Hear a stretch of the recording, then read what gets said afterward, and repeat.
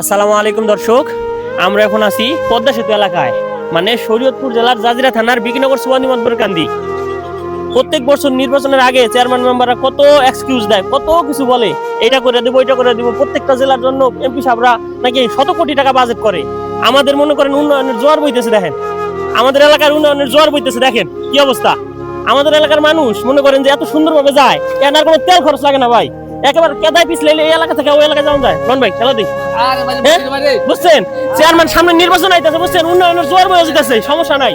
MP সাহেব তো কম দেখলাম না, ইকবাল হোসেন অপু সাহেবের সময় দেখলাম, মোজাম্মেলের সময় দেখলাম, আগে পরে আর দেখছি। কিন্তু আমার এলাকার উন্নয়ন প্রত্যেকটা বছর নাকি প্রত্যেকটা জেলার জন্য নাকি শত কোটি টাকা বাজেট। দেখেন আমার এলাকার উন্নয়নের অবস্থা, দেখেন বিকিনগর সুবানি মতবরকান্দি উন্নয়নের জোয়ার বইতেছে।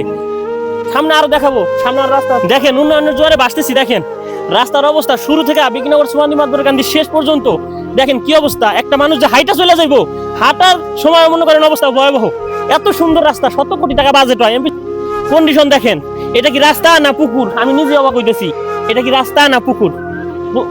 একটা জিনিস আপনারা কমেন্টে বলে যাবেন, এটা রাস্তা না পুকুর। চেয়ারম্যানের নির্বাচন সামনে আসতেছে, মুজিবুর রহমানের আমল দেখলাম, তারপরে সাইদুল সরদারের আমলও দেখছি, এখন বর্তমান চেয়ারম্যান তার আমলও দেখলাম। বর্তমান চেয়ারম্যান হইছে ইস্কান্দার ভুইয়ার আমলও দেখলাম। উন্নয়নের জোয়ার বইতেছে, প্রত্যেক বছর নাকি 70 কোটি টাকা বাজেট হয় একটা এমপি সাহেবের। 70 কোটি টাকা বাজেট, কি অবস্থা দেখছেন। বাজেটের উন্নয়নের জোয়ারে ভাসতেছে বিকিনগর সুবানি মতবরকান্দি পদ্মা সেতু এলাকা সামনে হইতেছে।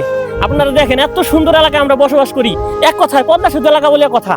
পদ্মা সেতু এলাকা, বুঝছেন, এই এলাকায় বসবাস করি। পুকুর বসে না বসে, কিন্তু আমাদের রাস্তা বইরে গেছে, কারণ রাস্তায় তো আমাদের আসল পুকুর। এখানে জনগণের দুইটা সুবিধা, মাছ চাষ করতে পারবো, আবার মনে করেন যে রাস্তাও পাইবো, নৌকাও চালাইতে পারবো রাস্তার উপরে, কোনো সমস্যা নাই। পদ্মা সেতু এলাকার লোক বলে কথা। সকালে একটু খেয়াল করে দেখেন, পুকুর এক জায়গায় না, বুঝছেন, একটা শুরু থেকে শেষ পর্যন্ত পুরো রাস্তাটা পুকুর। আমার মনে হয় মাছ চাষের জন্য সবচেয়ে বেশি উপযোগী হইব। 100 কোটি টাকা অন্যান্য এলাকায় বাজেট হয়েছে, কিন্তু সব এলাকায় মাছ চাষ করার অবস্থা দেখেন। দেখেন এটা কি পুকুর না মাছ চাষের জায়গায় না রাস্তা? আমি মাঝে মাঝে অবাক হয়ে যাইতেছি। এখানে কারা কাজ করে জানেন? এখানে যারা মনে করেন বালু ট্রাক নিয়ে যায়, গ্রামের মানুষ হয়ে তারা 2-1 ট্রাক বালু ঠালু ভরে, প্রত্যেক বছরই কম বেশি বালু ঠালু ভরে টরে মানুষ রাস্তাঘাটে নেওয়ার জন্য কাজ করে। এরপর বৃষ্টিতে জায়গা, কোনো নেতা বাতার কোনো কাম নাই, কোনো নেতা বাতা এই জায়গায় কোনো কাজ করে না।